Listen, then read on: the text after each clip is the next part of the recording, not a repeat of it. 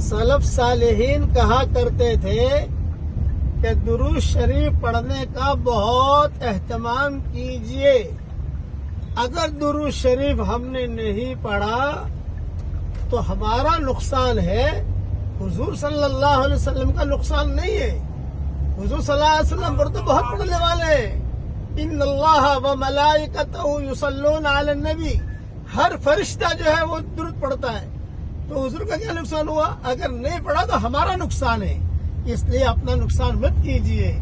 ہر قسم کی ساری پریشانیوں کا علاج درود شریف میں ہے، اور درود شریف ہمیشہ قبول ہی ہوتا ہے. اس لیے درود شریف پڑھنے کا بہت اہتمام کیجیے. پڑھیے میرے ساتھ، صلی اللہ علیہ وسلم، صلی اللہ علیہ وسلم، صلی اللہ علیہ وسلم. یہ مختصر درود ہے، اس کے بھی پڑھنے کا اہتمام کیجیے. اس میں درود بھی ہے اور اس میں سلام بھی ہے.